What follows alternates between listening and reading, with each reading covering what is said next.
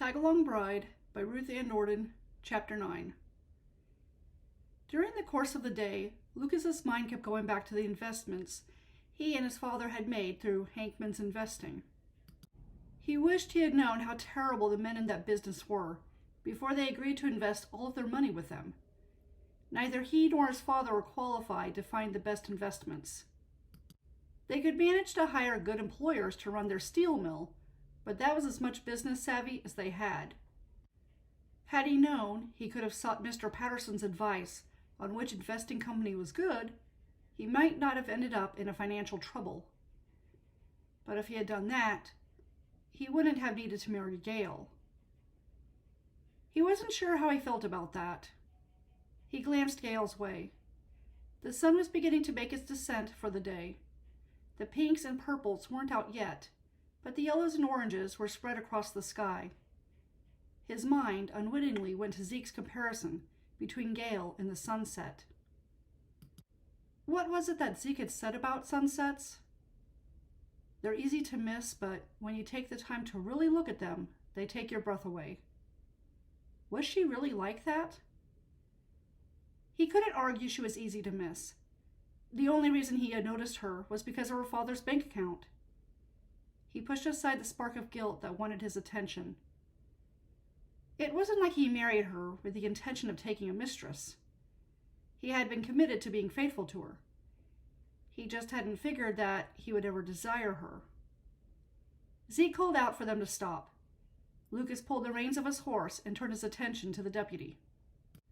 "This will be a good place to camp for the night," Zeke said as he slid off the steed. "Lucas, do you know how to get a fire going?" Lucas shook his head. No. He was sure Gail didn't know either, since she'd never slept outside before, but he found himself looking her way. To his surprise, she rolled her eyes. Lucas frowned. Did Zeke annoy her? "If you ask me, we made great progress today," Zeke said as he tied the reins of his horse to one of the nearby trees. He looked up at Lucas with a satisfied smile. "If we can keep this pace up, it won't be long before we reach the canyon." Lucas examined the landscape around them. There was a mountain in the distance, but it was hard to see much more than that over the trees. While the trees weren't as plentiful as they were in Pennsylvania, there were a sizable number of them along their path. "Where's the canyon?" Lucas asked. Zeke gestured northwest, over in that direction. "How long will it take us to get there?" "Now that we got a full day's ride in, we should be there in 3 days." 3 days? That's a long time, Lucas said in shock. Zeke retrieved his camp gear from his saddle. "Not really. I've been to the north side of the canyon, and that's a lot farther than where we're going. We only have to go to the south rim." "How can you be sure the bandits will take my sister to the canyon?" Lucas pressed.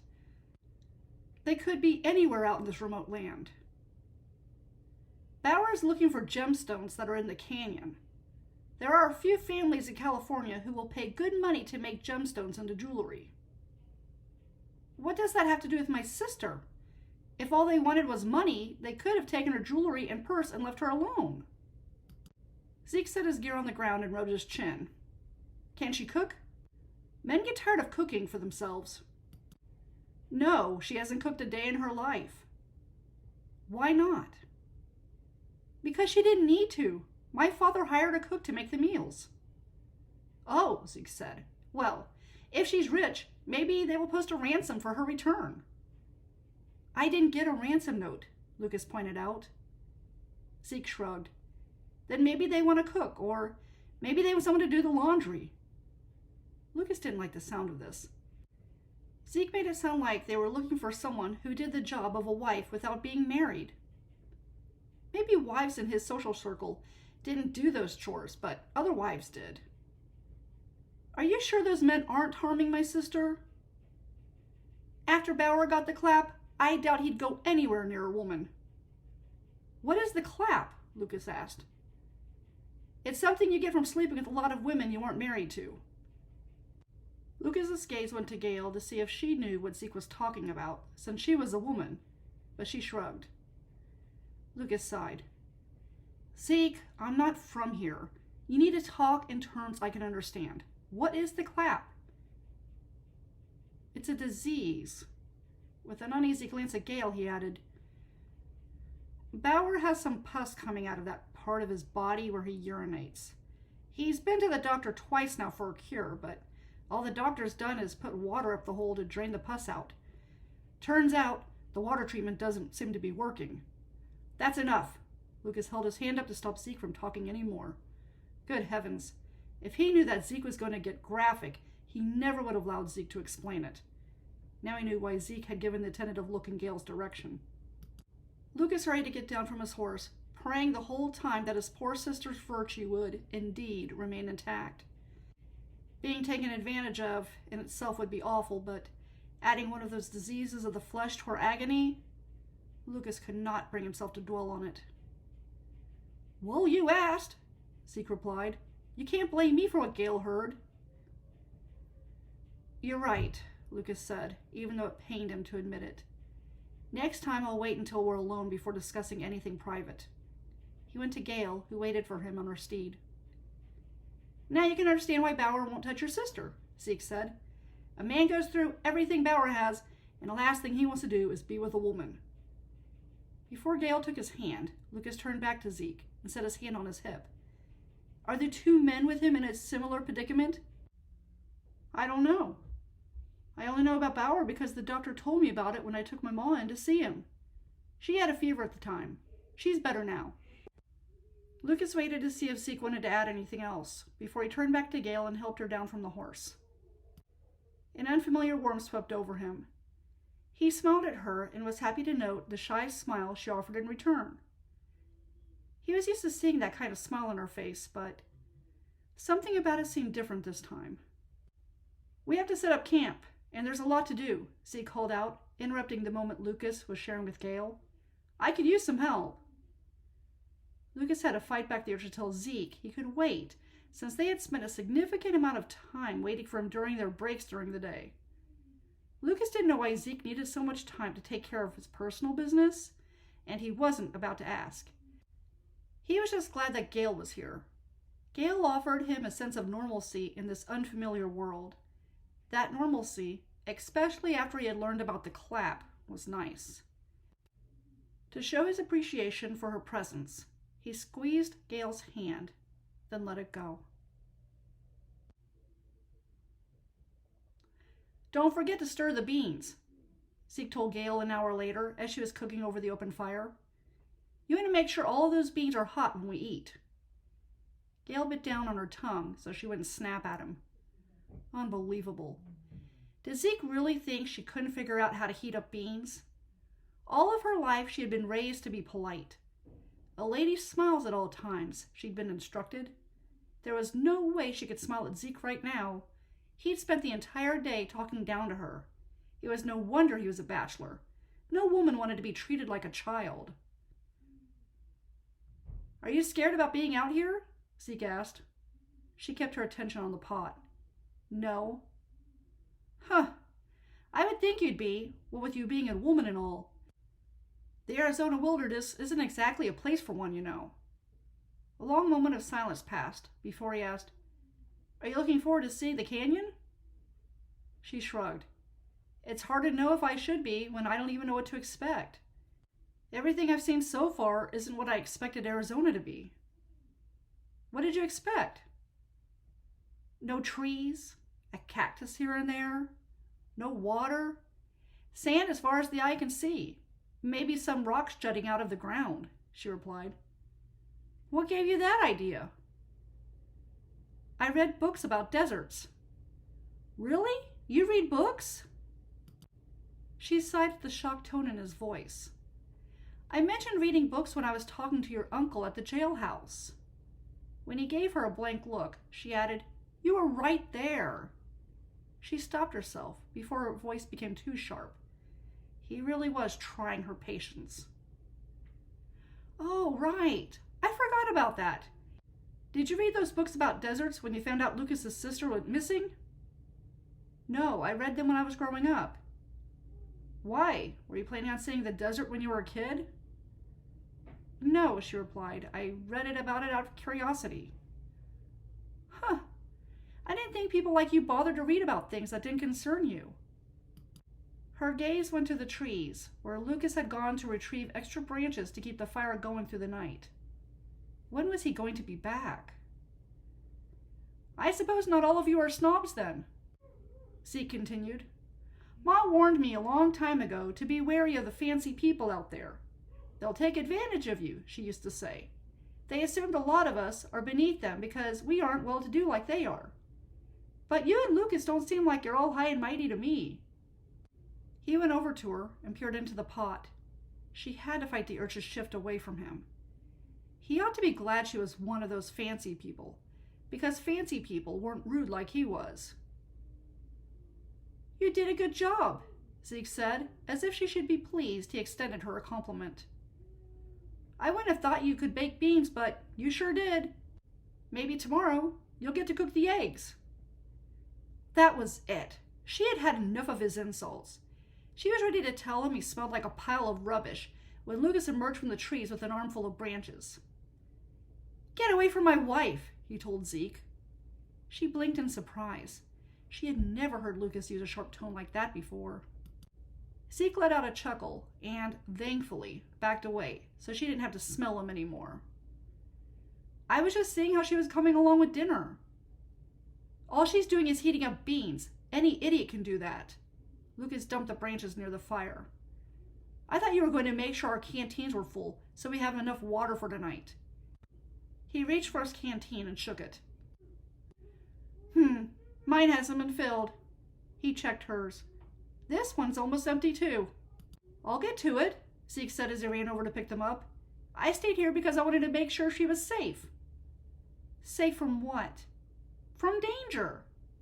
Lucas gestured to the area that was vacant of any other people. What danger, Zeke? Danger is everywhere out here, Zeke replied, not seeming to understand that Lucas was upset with him. Gail, however, did note that he was upset. Zeke had been annoying her, but Lucas hadn't been there to hear the way that he had talked down to her. Lucas also didn't seem to catch the little comments Zeke had directed her way during the day that let her know he didn't know that she was smart enough to be on this trip with them. So what did Zeke do to upset him? You two led a very safe life in Pennsylvania, Zeke continued. You don't see this land the way I do. Lucas put his hands on his hips. You don't need to be that close to Gail while you're looking at the land. Gail's eyes widened. Was it possible that Lucas thought Zeke was interested in her? She knew that Zeke was not interested. But maybe things seemed different from Lucas's perspective. Her heartbeat picked up in excitement. She never thought someone wonderful like Lucas would be jealous over her. It was unexpectedly flattering. He really did love her. I'm heading out to get us more water, Zeke assured him before he hurried off for the stream. Lucas shook his head, then glanced her way. He wasn't bothering you, was he? Pleased, Gail smiled. I'm glad you're here. He seems to think that I can't heat up a pot full of beans. I might not have cooked anything before, but no one is so stupid that they can't stir some beans. She rolled her eyes in an attempt to lighten the mood. I'll be happy if he doesn't come near me again. He smells like a pile of garbage. Her ploy worked, for he relaxed. Yeah, I noticed. I guess they don't bathe out here as much as we do. Content that the mood was lighter, she pulled back the pot from the fire and straightened up. When I get to the hotel, the first thing I'm going to do is take a bath. I can't believe I used to think that all that washing was a waste of time. He chuckled. You weren't the only one. I won't take it for granted ever again. Do you need any help? She glanced at the small bowls and spoons that Zeke had set out. I don't think so. The meal seemed simple enough. Zeke said something about biscuits, but all I see is tough meat by the bowls. She went to the bowls and poured beans into them. I'm sure he called it pemmican. Lucas studied the squares of hard meat and grimaced. Those things look like little bricks. How do people live like this? If this is all you know, you probably think this is great. Yeah, you're probably right. We wouldn't know any better if we grew up here either. Their eyes met and they shuddered. Like him, she couldn't imagine living her entire life out here. Thank goodness they had been born and raised in a more civilized part of the country. She put the pot on the rock and slipped the spoons into the bowls. Will we bring Bernadette back with us to Pennsylvania after we find her? He accepted the bowl she gave him before he settled onto the ground next to her. He crossed his legs and placed the bowl in front of him. I'm not sure I can. She's supposed to marry Blaze Levi. Did I tell you about him? She sat with her bowl in her lap. A bit. He lives in Hardyville. He's a rancher of 1,400 acres. He recently acquired it. Through an inheritance? I assume so, Lucas replied. He didn't explain, and I didn't think to ask.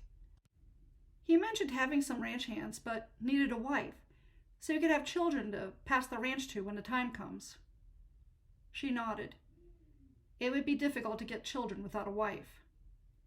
Is Bernadette looking forward to the marriage? He paused for a long moment. I don't know. All I was thinking about when I arranged the marriage was that she would be living comfortably. I did a little research and found out that 1,400 acres is a good-sized ranch. Blaze has a little over 500 cattle and about 200 goats. He said he could give her a good life. With that many animals, he has to be doing something well in this territory. Yes, it sounds like it. He sounded like he would be good to her, too. Lucas let out a sigh. He's a lot better than the outlaws roaming around here. She placed her hand on his knee.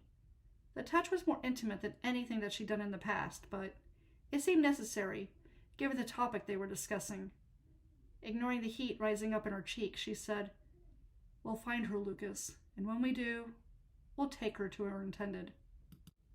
They heard Zeke coming back, so she removed her hand from Lucas's knee. Zeke waved his hand in front of his nose. Whatever you do, don't go right behind those trees over there. He gave a nod to the west. That's the last time I ate habaneros in my stew. I swear that restaurant cook is trying to kill me. I don't recall ever having so much trouble while taking care of business. You ever feel fire coming out of your tail? Gail grimaced. Why does Zeke have to be so crude about everything? First he went on about Bauer's condition, and now he was going on about this? No, and we don't want to hear about it, Lucas said, saving her from having to listen to whatever else Zeke was going to share. Zeke shrugged. All right. He set 2 canteens in front of them, then went to get his bowl. Oh, don't forget to take the meat. He picked up the 2 pemmican blocks and threw them in Lucas's direction. Lucas caught them. Those will get you through the night without being hungry, Zeke added before he sat a couple of feet away from them. We're going to need plenty of these for the trip. It's a good thing my mom always makes them. Lucas glanced at them and then at Zeke. Did you wash your hands after you were done behind those trees? Zeke looked offended that he would even ask such a question. Of course I did. What do you take me for? A heathen? Feeling better, Gail accepted the pemmican that Lucas handed out to her. To be honest, Zeke, I don't know what to think when it comes to you, Lucas replied. I am a perfectly respectable, young, hard-working man, Zeke told him. One of these days, I'll even be considered a hero around these parts. You just wait and see. Gail didn't know how that would come to pass, but by the expression on Lucas's face, she noted that he was equally skeptical. Zeke did not strike her as the hero type. She could see him assisting the hero, but that was about it. She supposed that only time would tell if her estimation of him was accurate or not. Being stuck out here with Zeke wasn't how she had pictured her honeymoon. But she was with Lucas, and that's what mattered. It was much better than being alone in Pennsylvania. Content, she ate her meal in silence.